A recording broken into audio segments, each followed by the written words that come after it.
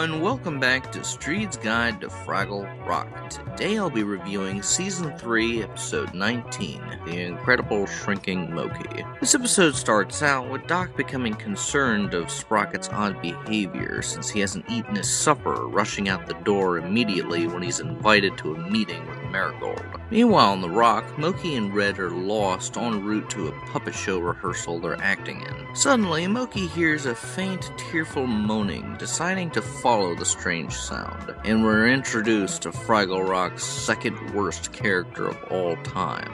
This is Beuni, a pathetic, creepy, and manipulative crybaby who makes this episode nigh unwatchable. I loathe everything about him.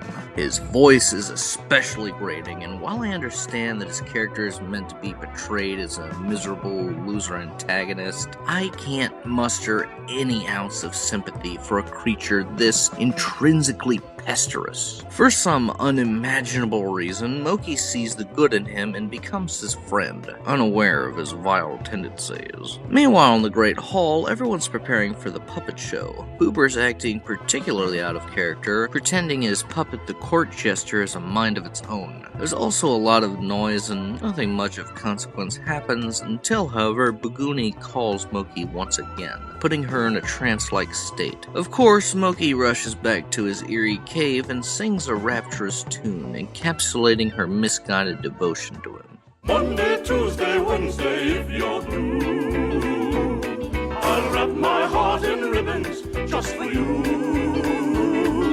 Thursday, Friday, Saturday, it's true. Anything you ask, I'll say I do. Anytime you want me, I'll be here to lend a hand.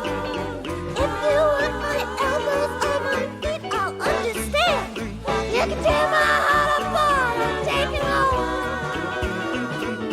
And if you want my heart, I'll give my soul. You know, it's so frustrating when songs this impeccable are in such awful episodes. Also, this song weirdly implies that Moki's in love with Beuni, even though she's clearly not. It's a beautiful love ballad, but it's not fitting for the scene at all, and I suspect it was put in there just to pad out the runtime. Red arrives and drags Moki away, whilst the pathetic Beuni whines once more, coming up with a dastardly idea to keep her within his clutches.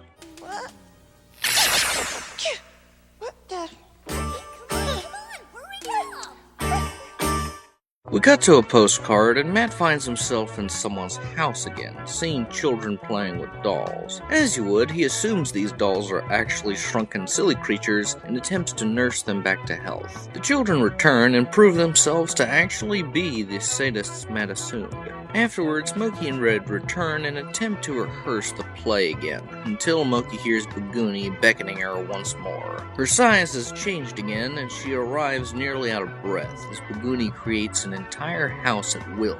I've only just realized this in the midst of writing this review, but Beuni's sort of like a Q in a way, only 1,000 times more unbearably annoying, and without the sardonic charm, likability, or omnipotent ego. Moki has to run again, and we cut back to the Great Hall, where everyone's dreading the show. Oh yeah, in the midst of meandering and mediocrity, I neglected to mention that Moki's supposed to find a beanstalk for the show. She returns, and everyone's shocked to see her so small. Meanwhile, Boober announces that the show's been postponed due to a lack of beanstalks. Also, you've gotta love Gobo's response here. Well, maybe it was something you ate, yeah. What in the fuck could she have ate to have caused this? A Nirvana tree leaf?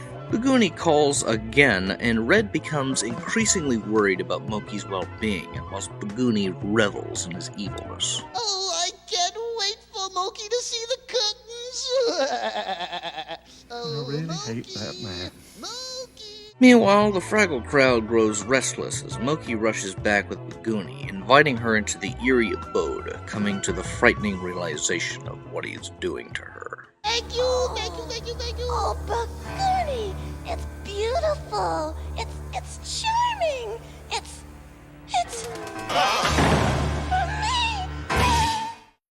me. Back in the workshop, Doc's invention is still tits up and Sprocket returns exhausted. Doc attempts to reason with him, but he's again driven outside to play via Marigold's influence. Back in the rock, Moki's begging to be set free as Red tussles with the heinous Beuni. Moki breaks free and runs away as Red continues to fight Beuni. We return to the Great Hall with Wimbley repeating the same line over and over as Gobo responds in the same way I do whenever anyone says any of the following phrases. Wimbley, will you stop saying that? Moki's now the size of a doozer and hitches a ride with one, stopping at the Great Hall. Beuni snatches her up, and she's had enough of this shit, finally standing up to him and his wretched ways. You expect me to give up everything for you?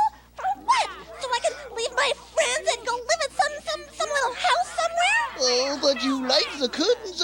Don't you want to come home with me? No, I'm not. You said no to me. Oh, but Beuni, being friends is not about saying yes all the time. If all I do is give and give and give, then before you know it, there's nothing left for anyone to take. Moki, look, you're not little anymore. Oh, you broke the spell. You hate me. Cut the tears, will you? Afterwards, Moki somehow forgives the sociopathic creature despite trying to kidnap her and asks him to grow a beanstalk. Beuni is unsure of his power to grow things since he's in the shrinking department, but he gives it a try anyways, and for some unimaginable reason, he's able to grow a massive beanstalk right away with no problem. Talk about contrived. We return to the workshop with poor Sprocket arriving home, looking as if he'd just returned from a Saturday shift. Have this too.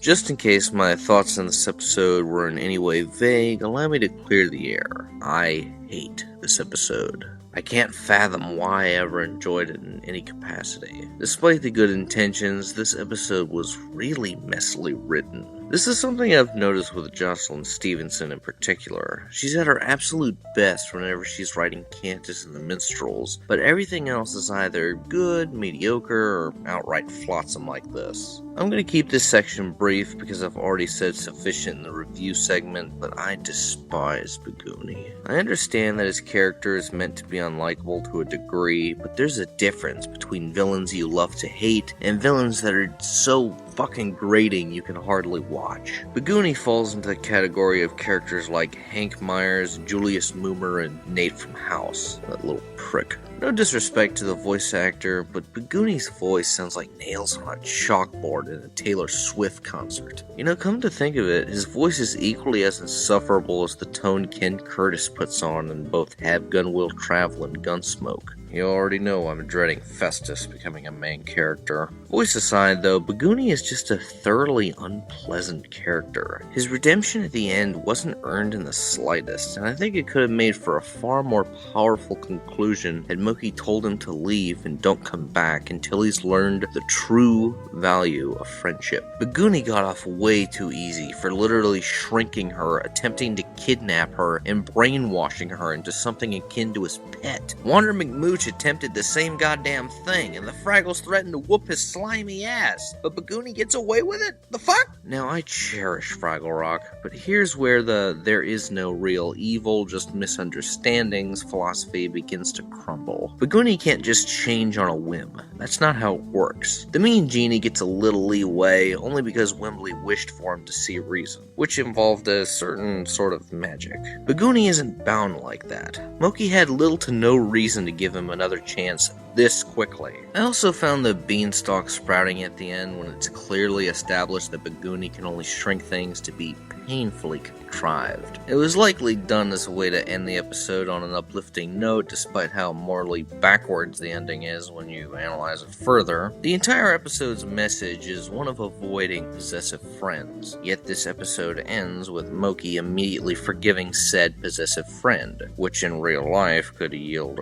terrible results. I don't sense any ill intentions, but it's clear that this ending was poorly thought out. As for the Doc subplot, I thought it actually did a better job at conveying the message than the main plot itself. poor Sprocket was ran ragged by the end, but he chose to stay inside and set boundaries. Of course, Marigold predictably doesn't listen, yet Sprocket is unyielding, listening to some groovy music. This is how the ending of the main plot should have resolved. Beuni's departure didn't have to be harsher, I'm not saying that. I just think he should have left contemplative of his actions, showing a potential for a change as he leaves the rock. There's only one song here, and it's so much better than this episode deserves. It doesn't quite fit tonally, and I find it extremely strange that Moki would sing such an intimate song to this abominable creature, but nevertheless, the song itself is rapturous. It captures a certain 1930s-esque romantic antiquity. I can already hear Layton and Johnston covering this with their soft, cascading voices. Listen to their masterpiece Lullaby of the Leaves and you'll understand. Other than this one song and some atmospherics with the picturesque caves, however, this one is the definition of skippable. I also found the characterization of Boober to be very